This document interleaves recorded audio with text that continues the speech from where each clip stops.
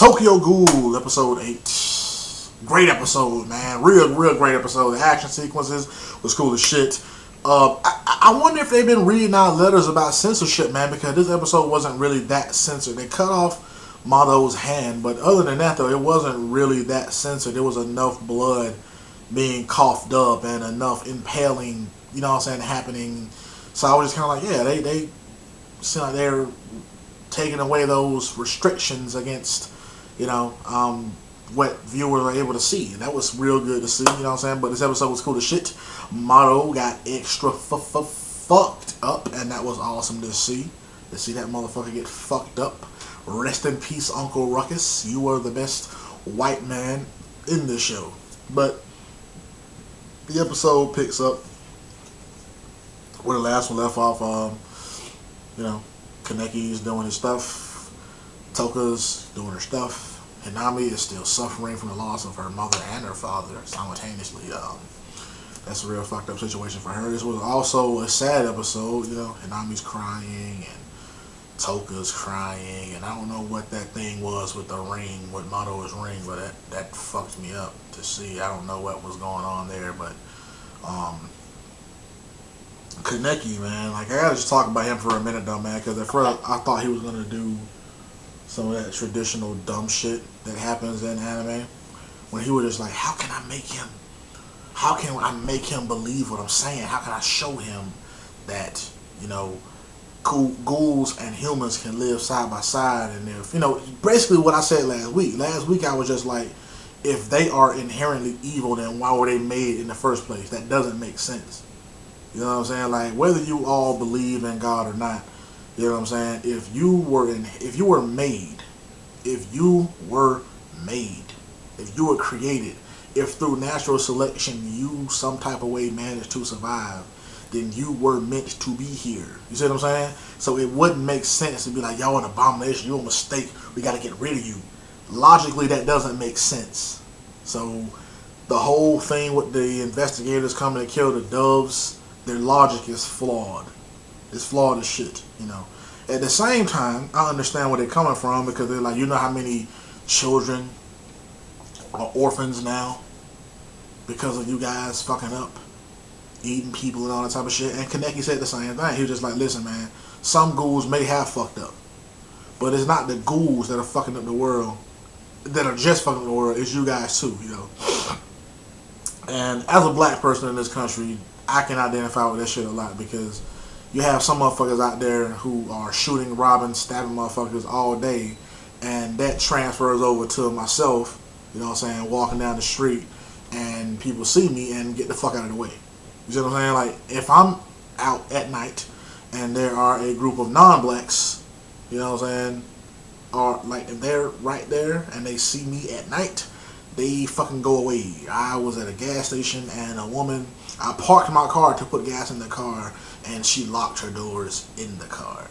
So I understand, you know what I'm saying, that whole notion of, you know, the racial aspect playing into certain shit like that. I get it, you know. You know, but Kaneki was right. Everyone isn't the stereotype. So you're going to have to, you know, tell the difference between the two. You know, instead of just lumping them all in together, you got to, you know, separate them, you know. I got to park at him for a second though, man, because that guy, at first I thought he was going to do the whole thing of, you know, I got to turn the other cheek, like on some Jesus type of stuff, you know what I'm saying? I got to go the MLK route and do this stuff through non-violence. It's the only way that I can show him that all ghouls aren't evil. But then he was kind of like, no, fuck that. I'm going to have to be consumed by the part of you that's inside of me, Ms. Rize. And he lets out his Kagune and he starts to fight Amon. And I was just like, yeah, that's how it's supposed to be. Fight him, defeat him, but do not kill him. Show him that you have compassion and that you don't want to kill him. And that's exactly what he did, because the Kagune and the ghoul inside of him started to get like out of control. He was like, please run away. Don't make me into a killer. He started to cry. So Amon saw that. You know what I'm saying? Amon saw that. So I was just like, okay, he saw that. That's a good thing. His perception of what ghouls are might change. Doubt it though, because in the B part of this story, Touka is fighting against Mado. Touka is doing a very, very good job fighting Mado. You know what I'm saying? I thought she was really whooping off in his ass, you know what I'm saying, for the most part. You know what I'm saying? But she's fighting him, and she got he has Hinami's father's Kagane or whatever, and they get tangled up, and she's whooping off in his ass some more, and she's fucking him up.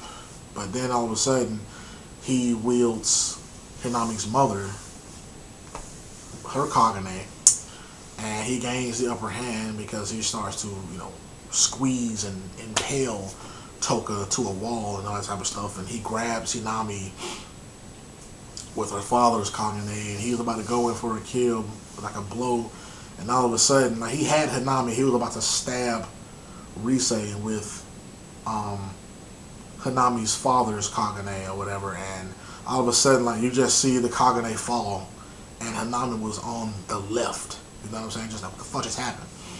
And Mado was just like, wow, my Kagane doesn't work. And he was like, no, that's not it. My whole right hand is gone. Because she cut it off with her Kagane, which is a combination of her mother's and her father's. I was like, wow, that's cool as shit. And she fucks him up, man. She starts, you know, whooping off in his ass, and he's trying to, you know, he's really impressed. Like, oh yeah, man, I need that Kagane, and you know what I'm saying? You got the perfect combination of your mother and your father shit, and blah, blah, blah, blah.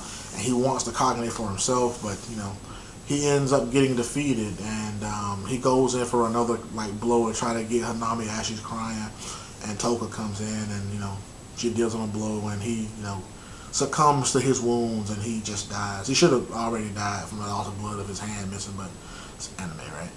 But he should have died from being slammed into that wall, but move as that, you know what I'm saying? And he succumbs to his wounds and he dies. And I'm just like, thank God, because this motherfucker was, even though he was kind of cool, he was kind of annoying at the same time, you know what I'm saying? Because of his, I don't like villains like that. You know what I'm saying? Because it seems fairly obvious that he could have killed them at any given time, but he's listening to them talk and all that type of shit. I don't like villains like that, you know. Why are you waiting? Why are you listening to them talk? Just go for the death blow, man. You know, I don't get it, man. That's one reason why I never did really like Vegeta in Dragon Ball Z.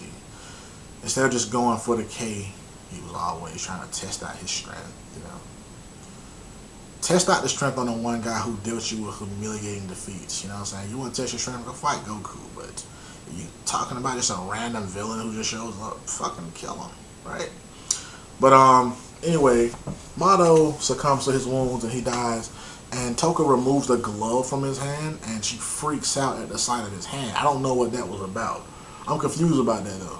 I don't know. His hand was all scarred and scratched up. Maybe I'm missing something. I gotta look again. You know what I'm saying? Because that confused me. I don't get what that was all about. But she freaks out, and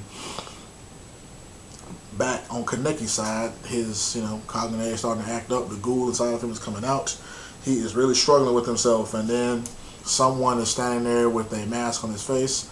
He turns around and he stabs the fuck out of this person, and it turns out that it's that guy, what's his name, Yomo, that guy who went on that mission with Kaneki to get the suicide victim. He's there, and he hands Kaneki some food to eat, and he's just like, no wonder Mr. Whatever, that guy who owns Antiku, no wonder he has an interest in you. Come home, Kaneki, come home, kid.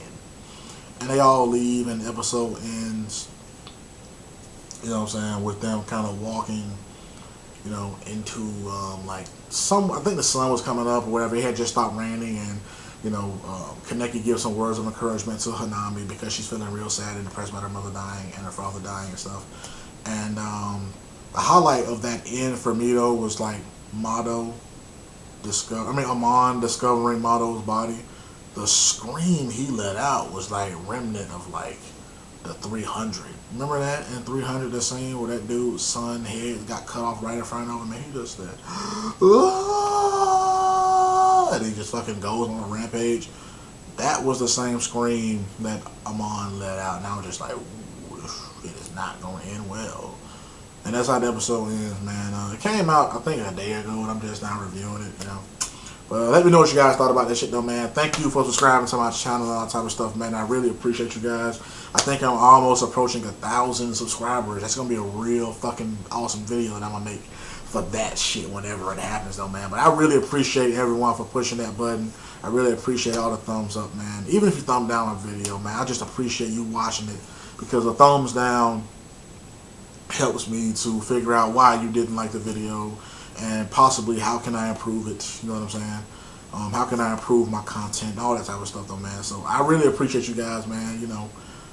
Let me know what you thought about this episode. Let me know what you think about the series as a whole, Vast Stampede.